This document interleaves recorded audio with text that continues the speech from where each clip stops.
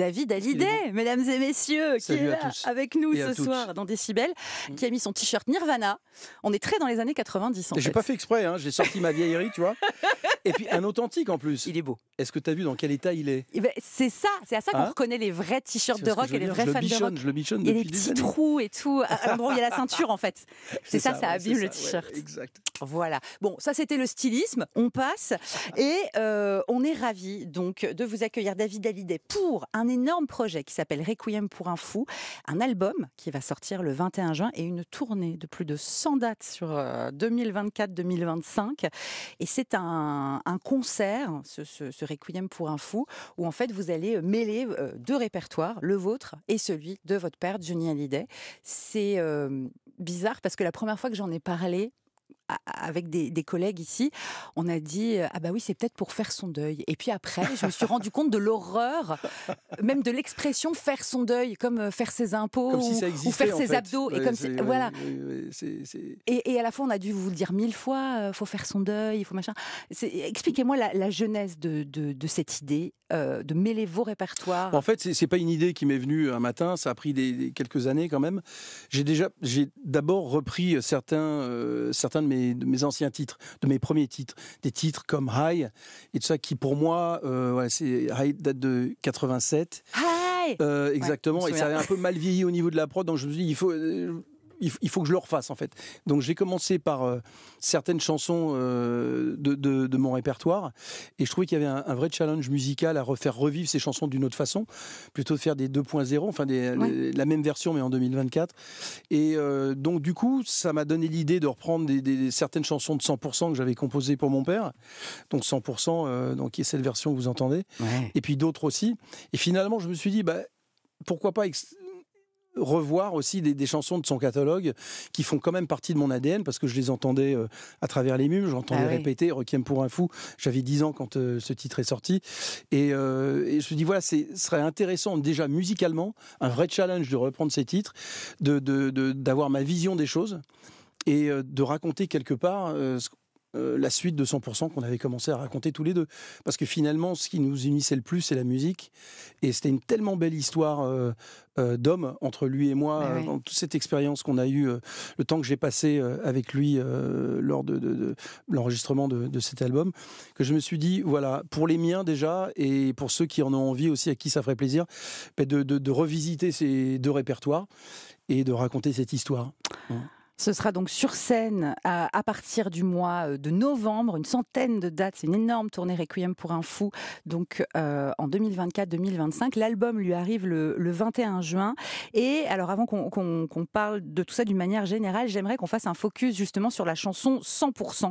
Donc vous avez parlé, on est en 99, vous composez cet album. C'est l'album le plus vendu de la carrière de Johnny Hallyday, 2 millions d'exemplaires, 97 semaines dans le top. Et ce tube. Au-delà de nos différences,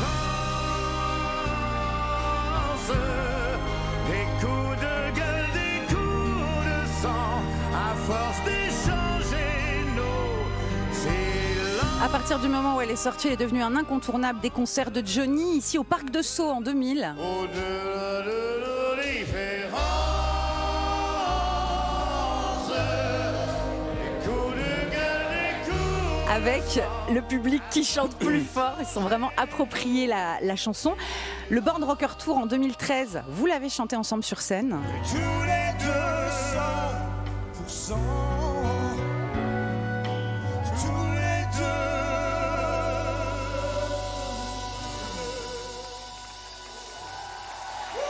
Mon fils David. 2013 à Paris, Bercy. C'est une chanson qui a eu plein de versions. Celle de Sylvie Vartan, évidemment, on adore. Maintenant qu'on est face à face, on se ressemble 100%. Quand on écrit un tel tube, quand on compose un tel tube, quand vous êtes en studio, quand tout ça se fabrique, est-ce que vous vous rendez compte de la puissance de cette chanson ? Pas vraiment en fait. Enfin moi, quand je compose une musique, je pense pas tout de suite à ça. Je pense à d'abord. Il il y a un truc un peu étrange dans la composition, dans la création en général, c'est qu'il y a un côté un petit peu inconscient du truc. C'est-à-dire qu'on ne sait pas d'où les choses viennent vraiment. Mais en tout cas, quand on met son doigt sur quelque chose qui compte et qui me fait quelque chose, forcément, je le sais. Et je me suis dit, ça sent bon, je devrais continuer à développer le titre. Alors on peut écrire on peut écrire, pardon, mon langage, mais on peut écrire aussi des merdes hein, qui restent dans les tiroirs et qu'on veut jamais ressortir. On en fait d'ailleurs plus que de. Il faut beaucoup de déchets pour toucher un truc sublime. Mais bien sûr, pour tout le monde, pour tous ceux qui composent et qui sont compositeurs, il y a des fois où on est moins inspiré que d'autres, mais il y a des fois où les planètes sont alignées et on touche à quelque chose d'un peu sacré et divin, et c'est là qu'on se dit voilà, on se dit qu'on a peut-être mis le doigt sur quelque chose d'une corde sensible. Après il y a le public décide de tout, c'est le public qui en a fait un tube, et voilà, donc c'est merveilleux quand ça se passe comme ça, c'est absolument génial. Vous savez que Francky Vincent l'a reprise? Ah bon? Ouais. Ah, je ne savais pas. Je peux vous l'épargner, mais au cas où, j'ai préparé l'extrait. C'est comme vous voulez, si vous êtes curieux. Bah écoutons là. Non, mais c'est trop tard maintenant. Oui, c'est vrai, je vous ai appâté avec mon truc. Maintenant, vous l'avez dit. Donc il faut. Au-delà de nos différences, des coups de gueule, des coups. Un peu Begin, quoi. Un peu zouk. C'est ça, mais après chacun sa version. Et puis ce qui compte, c'est de vraiment faire les choses qu'on aime et la façon dont on les entend. Donc voilà. On va l'écouter, cette fameuse nouvelle version. Donc il s'agit du deuxième extrait de votre album à venir le 21 juin, Requiem pour un fou. Il est sorti le 24 avril. Depuis, on l'écoute tous les jours sur France Bleu. On est fan de cette chanson. Les voix de Johnny sur cette bande sont inédites. Elles n'ont jamais été exploitées. Non, c'est la première fois. En fait, que j'ai commencé quand j'ai refait le titre, il n'y avait que moi et je me suis dit finalement, je tombais tout le temps sur des extraits de tous les deux au Stade de France et dans d'autres endroits où on l'avait fait, même en télé, on l'a fait quelques fois.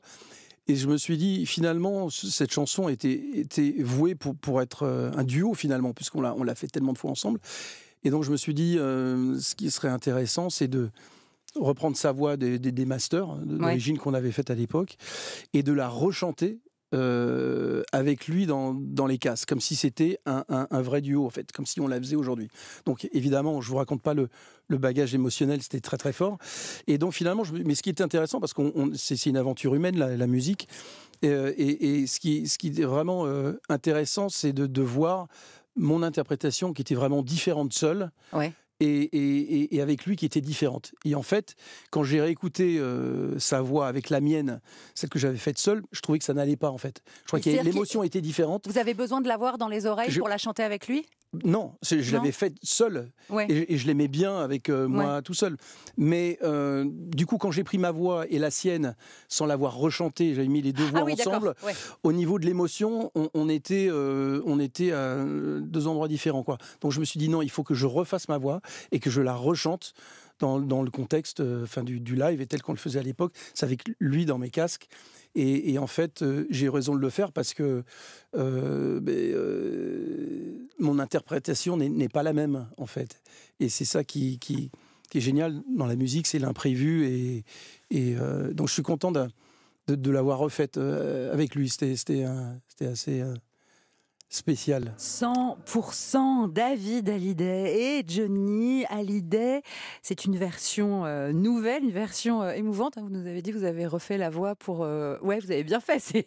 Ça donne vraiment les poils, comme on dit chez moi. L'album, donc Requiem pour un fou, arrive le 21 juin. Comment avez-vous choisi la liste de ces chansons à lui? Vous m'avez dit tout à l'heure celle qui vous parle le plus, mais alors il y a Laura, évidemment, qui parle de votre sœur. Ça, c'est un échantillon de ce qu'il y a dedans. Oui. Ah, il y a plus que ce que j'ai là, que dans ma petite liste. Voir ce que vous avez. J'ai pas mal déjà. Hein. Ah oui, il y a plus. Il y a 19 titres sur l'album. D'accord, qui arrive le 21 avec les miennes aussi, mais non, il y a plus de titres que ça, oui, bien sûr. Comment j'ai choisi, en fait, c'est des chansons qui ont un rapport avec moi, quelque part, ou les chansons que j'ai aimées, que j'ai entendues des années 70 jusqu'à... j'ai pris plusieurs périodes. la fin des années 70, un peu des années 80, où il y a eu ces 3 albums magiques avec Berger et Goldman, et puis jusqu'à début des années 2000, donc avec 100%. C'est difficile voilà, plus de 50 ans de carrière, c'est compliqué de les choisir parce qu'il y en a beaucoup plus, mais c'est celles qui font écho en moi et qui ont une signification pour moi. Et j'ai mélangé aussi mes titres aussi parce que ce qui est intéressant, c'est que par exemple, il y a un titre de moi qui s'appelle Père de personne que j'ai sorti. Donc il avait fait une chanson que tout le Fils monde de personne. Fils de personne. Moi je sais Père de personne, mais c'est je l'ai sorti pour une raison très particulière et je vais l'expliquer aussi dans le concert. Donc il y a plein de choses aussi. Il y a des chansons que j'ai sorties en parallèle avec ses sorties à lui. Ouais. Donc comme c'était une période où on se voyait moins et où on se manquait l'un les autres, donc il y a pas mal de significations et des choses dont je n'ai jamais parlé. Et vous Donc, allez qui les sont mettre en intéressantes. contexte dans Je le les mets concert. en contexte dans le concert, oui. Donc, évidemment, avec des chansons, la plupart des chansons, on les connaît. Donc, non, ça va être fort. Votre carrière, parlons-en. 87, ce premier single, He's My Girl, qui était aussi une BO de film. Les années 80. Franchement, ça va. Je me suis posé la question, parce que moi, je me souviens très bien de cette chanson et du clip. C'est une chanson d'un film. Chanson d'un film, ouais. Ouais, chanson d'un film. He's My Girl. C'était très en avance Très, sur la très, non-binarité, très- David. t'as vu ça? Mais bravo. Non, mais attends, écoute-moi, il y a des visionnaires comme ça. Il y a Bah des visionnaires. Voilà, Bah c'est ouais, attends. Et puis il y a High, évidemment, ça a marché de fou. En France, c'était en 88.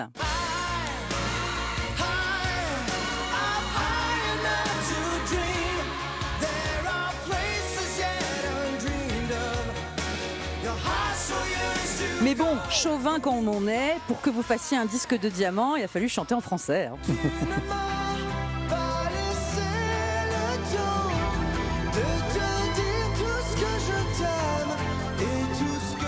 Disque de diamant, 99 aussi, c'est-à-dire que l'année 99, il y a vous eu travaillez 3 avec années Johnny. prolifiques, qui ont été très, c'était dans les planètes. C'est-à-dire qu'à ce moment-là, vous aviez à la fois En vous, tu ne m'as pas laissé le temps, et à la fois 100%, et à la fois d'autres chansons de l'album 100%. C'est 3 belles années, Ouais. ouais. Vous analysez pourquoi à ce moment-là les étoiles s'alignent à ce point-là, et lui fait le plus grand succès de sa carrière, et vous cartonnez.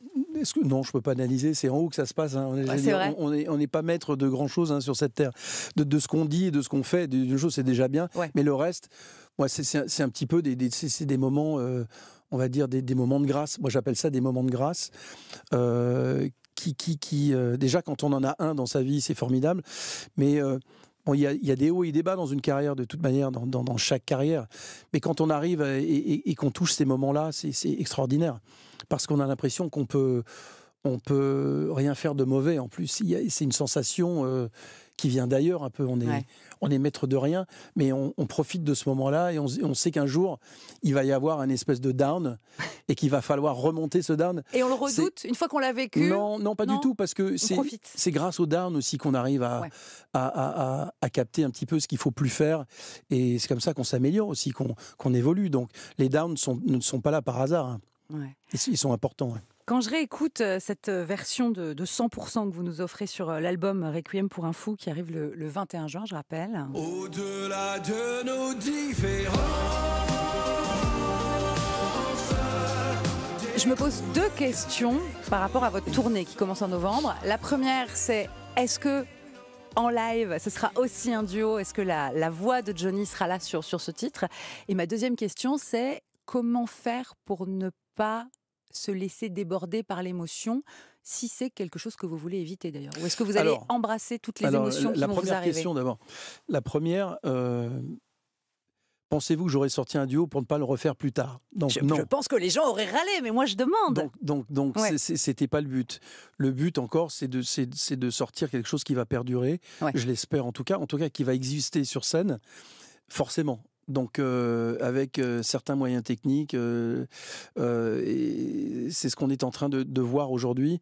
Donc ça va être super intéressant à faire. Réponse à la deuxième question, je ne veux surtout pas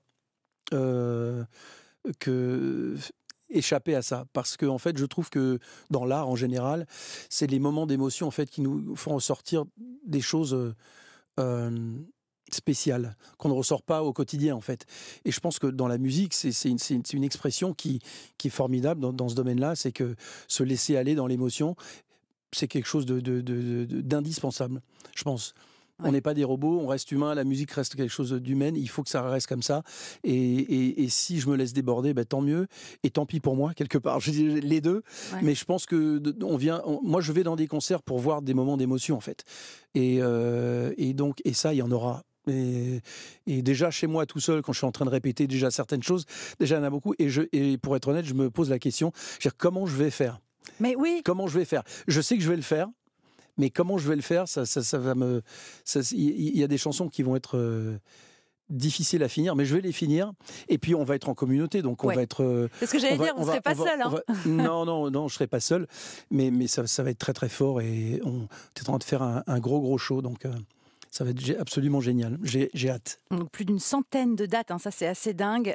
Vous démarrez au Zénith de Reims, le Millésium Épernay. Ça sera le samedi 2 novembre. Vous serez à Paris, au Dôme, qui est l'ancien Palais des Sports, qui était une salle fétiche évidemment pour Johnny. Exact. Les 12 et 13 novembre. Mais voilà, c'est une énorme tournée de Zénith et d'Arena.